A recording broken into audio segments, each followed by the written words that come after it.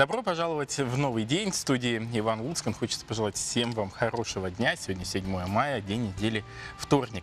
Сегодня в Армении, в Беларуси и в России отмечается День радио. Поэтому всех, кто связан с этим праздником, в том числе наших коллег из радиослужбы национальной вещательной компании «Саха», хочется поздравить с этим праздником и пожелать, самое главное, творческих новых побед, успехов и разных проектов.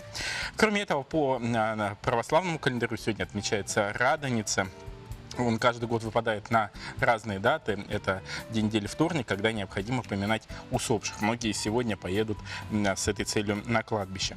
Что касается погоды, то по состоянию на 6 мая ледоход находится в 400 километрах от Якутии. Таким образом, те прогнозы, которые были даны ранее, что к Якутску ледоход подойдет немножко к первой декаде мая, к глубокому сожалению, не оправдался. Поэтому жители Якутска, скорее всего, ледоход будет ожидать 16-19 мая, что, в принципе, попадает в среднегодовые нормы. Так что ждем ледохода. А какая погода будет сегодня, узнаем из ее прогноза.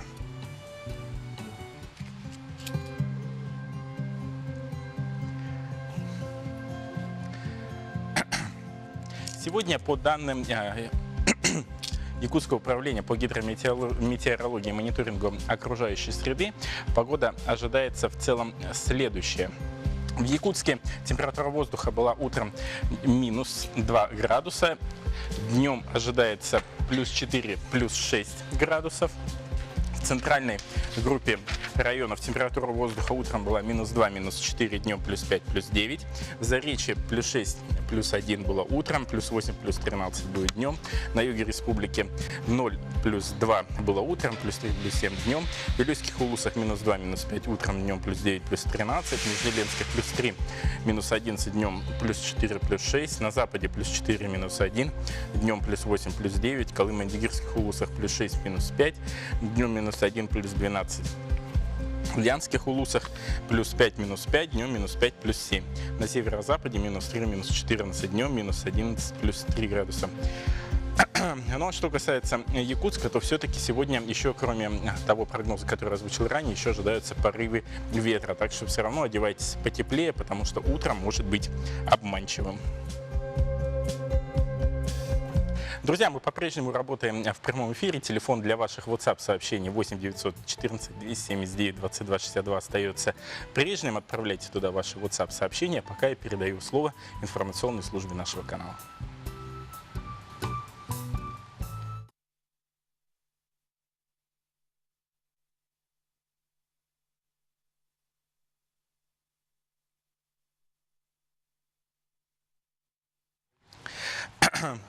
По техническим причинам новости выйдут чуть позже, а пока мы продолжаем наш эфир.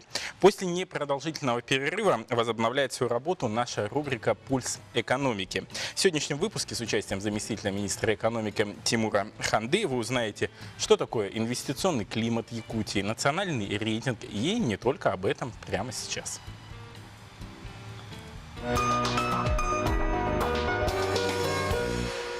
Доброе утро, уважаемые телезрители! Сегодня я бы хотел вам рассказать о национальном рейтинге состояния инвестиционной привлекательности регионов. Ежегодно на Санкт-Петербургском международном экономическом форуме подводят итоги. Итак, в июне мы узнаем, на каком же месте находится наша республика Саха-Якутия. Национальный рейтинг – это небольшой инструментарий для того, чтобы предприниматели путем опроса могли объективно представить картину о том, как у нас в Якутии поддерживают малый и средний бизнес и поддерживают инвестиционные проекты. Сегодня у нас в этом рейтинге 44 показателя, которые отражают ту или иную сферу. Опрос довольно-таки сложный. Он происходит в порядка 30 минут, но тем не менее, благодаря активным предпринимателям, до кого дозваниваются, звонит Всероссийский центр изучения общественного мнения. Задают очень много вопросов, сколько дней занимает регистрация юридического лица. Если вы регистрировали какую-либо собственность, они будут задавать вопросы, сколько дней, были ли вежливы сотрудники с вами. И так по всем 44 показателям. 44 показателя делятся на блоки. Один из первых блоков – это регуляторная среда. Она отражает в основном на сроки, разрешение на строительство, постановка на кадастровый учет, регистрация предприятий. Есть блоки, связанные с поддержкой малого и среднего предпринимательства. Задают вопросы, какие фонды у нас существуют, брали ли вы кредиты, есть ли имущественная поддержка.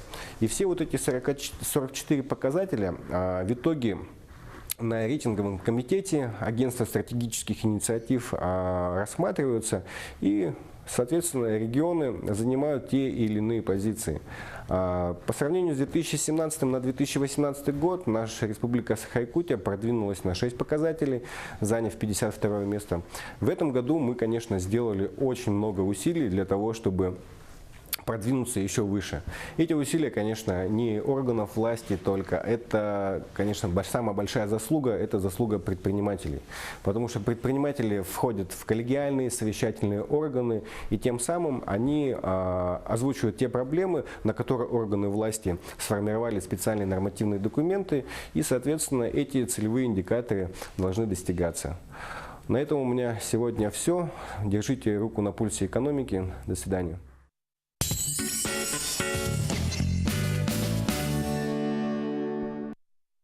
Доброе утро, мы продолжаем наш эфир. Сегодня 7 мая, многие отмечают День радио, и всех, кто связан с этим праздником, мы поздравляем, так же, как и наши телезрители. Дорогую нашу сестру Голикову Екатерину Васильевну поздравляем с профессиональным праздником, с наилучшими пожеланиями с Алекминского района, села Тока, Павловы и Габышева. Также еще одно поздравление пришло в связи с этим праздником из села Сайды Верхоянского района. Поздравляют Полину Константиновну с Днем радио Николай Бурцев. Мы же продолжим наш эфир интересным сюжетом, связанным с тем, как сохранить семейные традиции, как наладить контакт между отцом и сыном, ну, наверное, посредством какого-то мероприятия. Какого, и которое прошло недавно в Центральном округе, прямо сейчас. В преддверии Дня Победы в ДЮСШ номер 4 прошел ежегодный традиционный 4-й семейный конкурс «Отец и сын. Покорители вершин», организованный Управой и Женским советом Центрального округа и Детским подростковым центром. Данный конкурс призван на укрепление взаимоотношений и взаимоподдержки в семьях между отцом и сыном, пропаганде здорового образа жизни.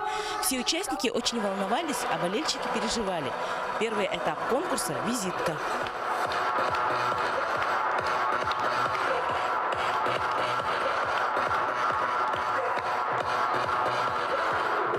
Наш девиз – Гоголеву вперед! И пусть победит семейный.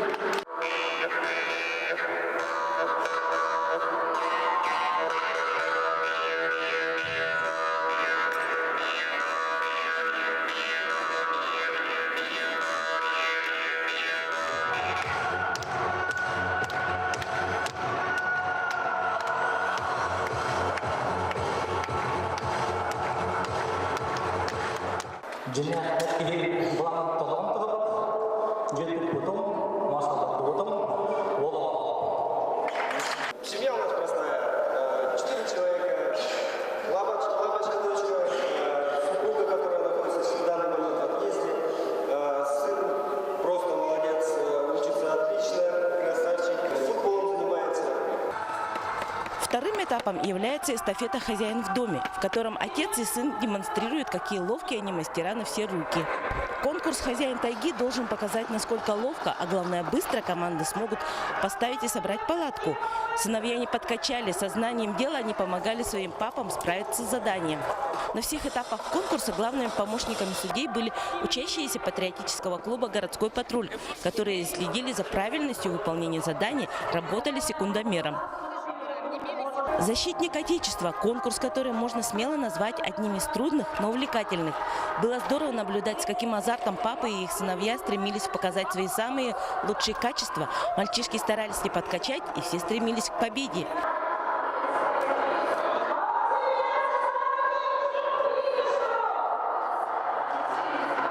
Выступили все отлично, но победитель, как правило, один. Им стала семья Гоголевых, отец Аял Владимирович с сыном Аялом.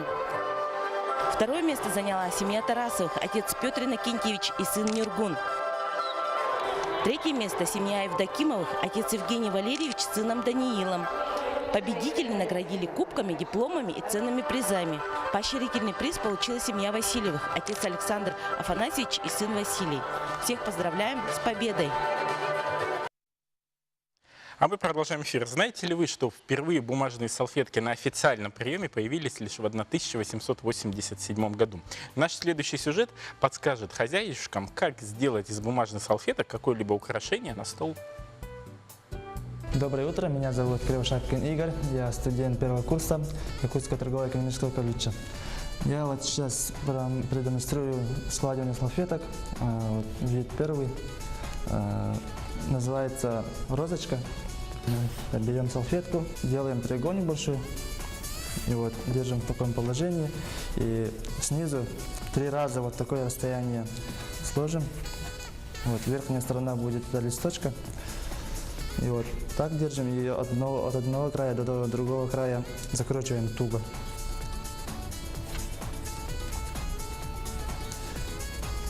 Это у нас будет розочка. И вот у нас тут должен быть кармашек, вот здесь. Мы тут закрепляем его. Закрепили. И вот с 2 сторон вот так вытягиваем. И чуть-чуть давим вниз. И вот так переворачиваем.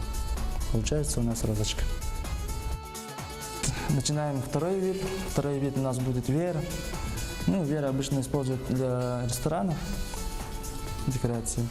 Берем вот прямоугольник, из квадрата делаем прямоугольник и вот складываем как гармошку снизу. Вот так. И вот оставляем сверху вот такое вот пространство. И берем так в руки и вот так складываем. И вот с края, вот от этого края, до сюда вот зафиксируем до угла. Фиксируем и вот ставим на стол. И все, раскрываем. Будет у нас веер. Дальше сделаем шапку Мономаха, называется салфетка у нас. Также берем прямоугольник, вот так. И вот с правого верхнего угла опускаем вниз, а вот с левого вверх держим вот так и переворачиваем. После этого вот снизу до верхнего края вот так выкладываем и вот с правой стороны открываем вот так. И вот стыковка, со стыковки вот так тоже перпендикулярно. Так ложим, сверху закрываем, еще раз переворачиваем. И вот правую сторону вот сюда в угол надо зафиксировать. И вот снизу берем и вот так делаем. И у нас будет шапка Мономаха. Ну, салфетка обычно используется для декорации ресторанов. Ну, можно и праздничные столы, вот, новогодние столы можно. Желаю, чтобы на вашем столе было не только вкусно, но и красиво. А мы продолжаем наш эфир. Я напоминаю, что сегодня 7 мая, день недели вторник, и страна отмечает сегодня День радио. И сегодня к нам в студию пришли люди, от которых зависит передача, в первую очередь, сигнала этого радио. Это Ребров Андрей Иванович, генеральный директор ГУП ТЦТР, и заместитель его по технической части Сергей Виктор Александрович. Доброе утро, в первую очередь, с праздником. В любом случае, вы обеспечиваете бесперебойный сигнал не только радиовещания, но и телерадиовещания. Кроме этого, чем еще занимается ТЦТР? Ну, действительно, мы уже переросли за рамки названия своего предприятия «Технический центр телевидения и радиовещания», поскольку услуги распространения государственных программ телевидения и радиовещания, они уже перестали быть для нас основным видом деятельности. Мы предоставляем широкий спектр телекоммуникационных услуг связи в Республике Саха-Якутия. Это прежде всего организация спутниковых каналов связи, предоставление доступа спутникового интернету, строительство наземных магистральных волоконно-оптических линий связи, строительство распределительных сетей в населенных пунктах республики. Плюс мы обеспечиваем организацию так называемое обслуживание объектов устранения цифрового неравенства Это в населенных пунктах, где очень слабо развита вообще отрасль связи, где отсутствует мобильная связь. Мы предоставляем доступ бесплатный порталам госуслуги, Е-Якутия, Сахагов, на Дальний Восток и так далее. Ну и кроме того, мы оказываем, так скажем, аутсорсинговые услуги нашим коллегам, сотовым операторам связи, обслуживание, техническое обслуживание, аварийно-восстановительные работы объектов базовых станций МТС и Билайн. Ну, вот у всех на слуху переход на цифровое вещание телевизионного сигнала. У нас в республике, я так понимаю, он состоится 3 июня. Вот как бы вы могли прокомментировать этот переход?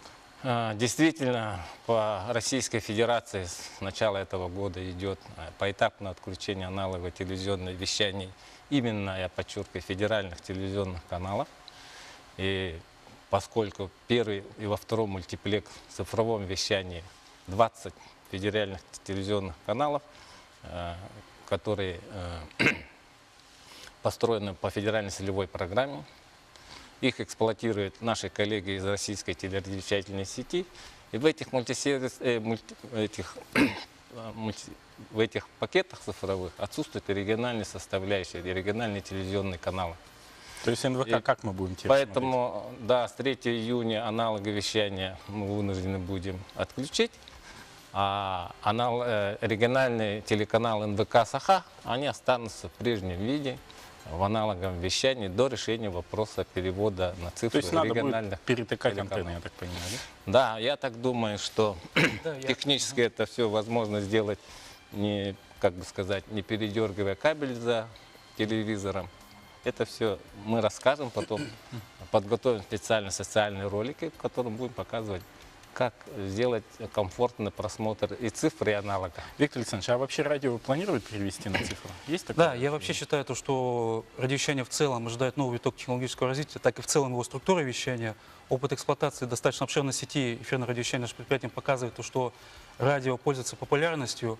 Это показывает, так скажем, достаточно чуткое слежение жителей за работой технических средств. То есть радио слушает, и оно пользуется большей популярностью. Поэтому на сегодняшний момент уже существуют новые технологические решения по реализации цифрового радиовещания. Цифра непосредственно дает такие плюсы, как и многопрограммность, так и значительно высокое количество звукового вещания. Ну и самая, скажем так, фишка цифрового радиовещания – это возможность мультимедийной передачи данных. То есть это передача графических, текстовых, слайд, шоу и так далее. Поэтому наше предприятие, несомненно, будет реализовывать проекты по цифровому радиовещанию в ближайшей перспективе. Это будут проекты, в частности, так называемый стандарт ДРМ+, это FM-вещание. Но есть определенные проблемы. Проблемы связаны с достаточно высокой стоимостью абонентских радиоприемников. Связано с тем, что у нас достаточно маленький спрос на них. Но, тем не менее, прогресс не стоит на месте. Думаю, что в ближайшее время цена этих приемников достаточно снизится. Тем не менее, мы продолжаем обеспечивать существующую сеть эфирного аналогового радиовещания, реализуем новые проекты. Это проекты так и сельское радио, то есть это возможность доставки информации местного и локального уровня до жителей села и наслега. И также в ближайшей перспективе у нас это реализация проекта покрытия республиканских и федеральных дорог эфирным радиовещанием. Давид, в завершении нашей беседы ваши поздравления коллегам. Ну, уважаемые коллеги, работники отрасли связи, особенно ветераны отрасли связи, от имени Технического центра телевидения и радиовещания торжественно поздравляю вас с профессиональным праздником, Днем радио. Для наших коллег, которые работают в отрасли связи, желаю, чтобы вы реализовали все свои намеченные цели, стратегические задачи. Успехов вам в этой деятельности. Будьте всегда на позитиве, будьте на связи. С праздником! С праздником! Спасибо большое, коллеги, что подошли в студию. Вас тоже с праздником. А пока прервемся на короткую рекламу. Продолжаем эфир нового дня на канале НВК Саха. Сегодня 7 мая, вторник. Кстати, о том, что сегодня еще будет на нашем канале прямо сейчас. Юрий Кузнецов, великий русский поэт 20 века. Юрий Кузнецов О нем мало кому известно, но тем не менее наши коллеги Илья Жараев, Галина Раевская, Данил Еремеев, Евдокия Избекова создали о поэте первый документальный фильм, презентация которого состоялась в Москве в Литературном институте имени Горького, также в Институте мировой литературы, и также презентация этого фильма состоялась и на Кубани.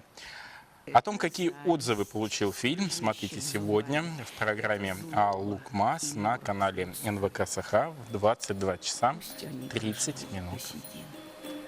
Но сметет их минутная стрелка. Звать меня Кузнецов. Я один. Остальные — обман и подделка.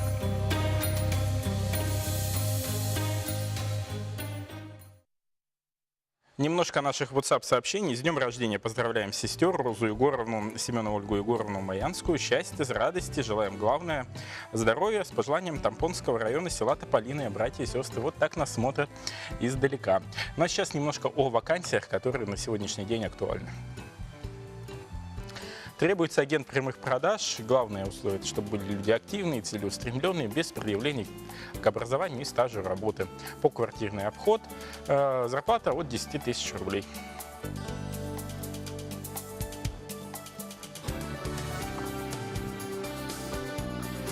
Требуется буфетчик без предъявления к опыту и образованию, наличие санитарной книжки. Зарплата 28 200 рублей.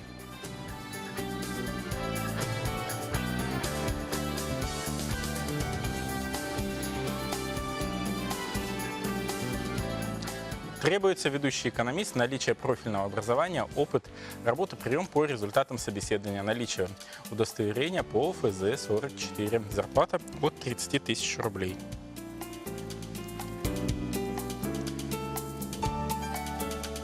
В преддверии Дня Победы прошел ставший ежегодным уже конкурс хоров среди детских садов. Кстати, так же, как и среди школ, проходил буквально вот перед праздниками. Очень яркие коллективы, яркие моменты может передать только наш следующий сюжет.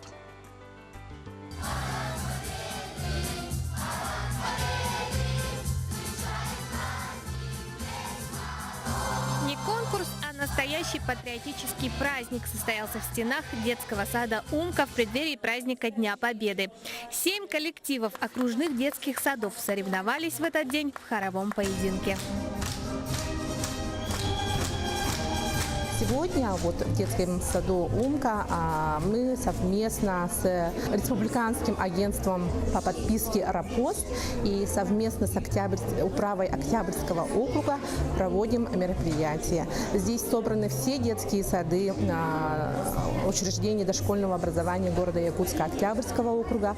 Аналогичные конкурсы мы проводим и в строительном округе, и в нескольких городских округах города Якутска. Песенный конкурс «Колокола памяти» проводится в 5-й раз с целью приобщения детей и родителей к искусству хорового пения и гармонизации детско-родительских отношений в семье, а также сохранения преемственности поколений на основе исторической памяти на примерах героического прошлого народа. В дошкольном воспитании одной из приоритетных задач – это воспитание патриотизма у детей дошкольного возраста.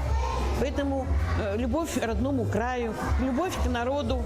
И, конечно, одной из основных вот этих задач патриотического воспитания – это уважение людям, которые отдали свою жизнь, которые победили войну.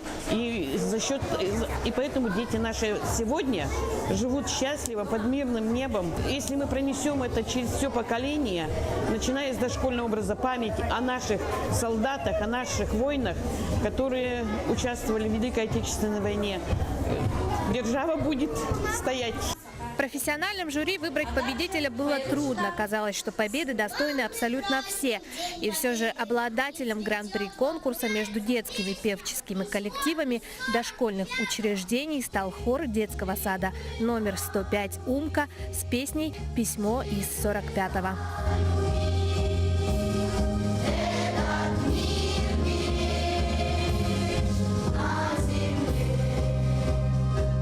Без Без наград и призов не остался никто. Каждый хоровой коллектив удостоился отдельной номинации, дипломов и подарков. Конкурс прошел в замечательной дружеской атмосфере и стал хорошим началом предпраздничного настроения в преддверии великого праздника Победы.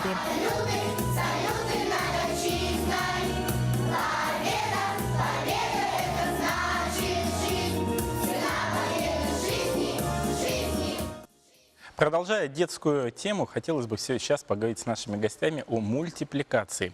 Скоро состоится фестиваль анимации «Чудеса кино», уже 6-й по счету. И у нас сегодня в студии как организатор этого фестиваля Петр Петрович Николаев, он руководитель этого проекта, и многократная победительница этого фестиваля Полина Славинская. Доброе утро. Доброе. Немножко о фестивале, Петр Петрович, что он из себя представляет, кого объединяет, какие участники, из каких регионов приезжают?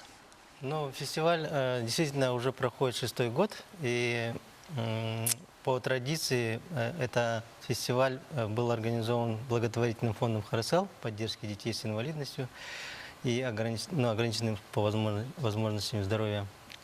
И вообще традиция пошла от того, что в Санкт-Петербурге была открыта студия «Да», и они, вот ребята, тоже занимались детьми с инвалидностью, и как бы отвлечь от их повседневных болезней. Вот. И вот наш фестиваль тоже инклюзивный. То есть как ребята с ограниченными возможностями, так и обычные могут участвовать в фестивале. И у нас вот фестиваль имеет разные номинации, поэтому выбор есть для участия. Полин, ты многократно становилась победительницей этого фестиваля. В прошлом году взяла гран-при, я так понимаю, вот мы его видим сегодня в нашей студии. Что тебя вообще сподвигло заниматься мультипликацией и почему мультик, вот, который ты создала, он связан с ребенком-инвалидом? У меня есть как бы друзья с ограниченными возможностями, то есть колясочники, там, ДЦП есть. И как бы решила сделать про них мультик, потому что у них нету помощи от других людей. А вообще, вот ты давно занимаешься мультипликацией? Сколько уже лет? Со 2 класса. А сейчас ты уже в каком? Я в 8 классе. А ты уже определилась с будущей специальностью? Да, я хочу стать художником-аниматором. Я буду поступать в Москву, но в Москве есть только 4 заведения после 9 класса. Вот как раз мы сейчас видим мультик, да, который ты делала, да? Угу. На экране. Да. Вот сколько процесс создания этого мультфильма у тебя занял? Ой, очень долгий. Где-то практически месяц делала его, этот мультик. Я знаю, что вот этот фестиваль позволил тебе не только принять в нем, понятное, участие, показать свои работы, но и ты прошла стажировку в Союзмультфильме. Поделись впечатлениями. Мне очень там понравилось. Союзмультфильм прям практически тоже родной дом мне. Они уже как-то с тобой перспективы дальнейшего сотрудничества наладили? Да, наладили. Что? Поделись. Они даже могут меня взять как бы. В перспективе, да? Да, в перспективе. Петр Петрович, а с какими проблемами в первую очередь сталкивается мультипликация у нас в Якутии? Ну, в Якутии основная проблема – это, конечно, кадры. Кадры, как говорится, решают все, поэтому основная задача мультипликации в Якутии, я считаю, именно кадры готовить здесь, на месте, потому что если мы отправляем учиться за пределы республики, то 90% остается там. Поэтому нужно здесь ковать кадры свои. А как вы вообще думаете, с какого возраста можно прививать навыки мультипликатора? Ну, вообще, вот, на мой взгляд, да, я уже как бы 6-й год занимаюсь этим делом и уверен, что чем раньше, тем лучше, потому что очень большой отсев идет, то есть записывается много детишек на первоначальном этапе, и как бы интересно все, но это же кропотливая работа, это действительно труд, это не, даже не то, что хобби, это если человек принимает себе в тот момент, когда он уже решает, что это его будет профессией или какой-то заработок, конечно же, это труд большой, поэтому когда ребенок с детства как бы получает такую возможность решить для себя, что для него интересно, то, конечно, с детства нужно прививать такое. Вот мы с вами до эфира немножко обсуждали детсадовские, да, мультипликацию. Вот в этом видите какую-то перспективу в дальнейшем развитии? Я думаю, что это вообще очень большой пласт, который сейчас дремлет, на мой взгляд. Есть, конечно, отдельные мультфильмы, которые присылают на наш конкурс, на фестиваль. Они в основном пластилиновые. Но самое главное, это то, что ребенок начинает воспринимать производство мультипликации как некую работу. Вот это самое главное, мне кажется. Потому что многие родители до сих пор недопонимают, что это возможность также ребенку с инвалидностью, допустим, получить в будущем профессию. А вот с учетом цифровизации, каким-то образом вот, мультипликация выходит на другой уровень? Это 100%, потому что современное поколение, оно, конечно, можно сказать, рождается с руками в руках, держа какой-то девайс. Поэтому, конечно, очень большое отражение в этом отношении. Вот этот фестиваль пройдет с какого по какое число в этот раз? Фестиваль у нас проходит заочно, имеется в виду, то есть ребята отправляют работы, мы их рассматриваем, жюри выбирает победителей и все. Спасибо большое за то, что подошли к нам в студию. Хочется пожелать, Полина, тебе удачи. Надеюсь, вот тот путь, который ты выбрала себе мультипликатора, он доставит тебе большую радость, и у тебя все получится. Петрович, вам удачи в проведении фестиваля, чтобы работ было много, а мультипликация в Якутии развивалась. Сейчас мы прервемся на короткую рекламу. Далее эфир продолжит Пелагея Буртахова и Алексей Лукин. Хорошего всем дня.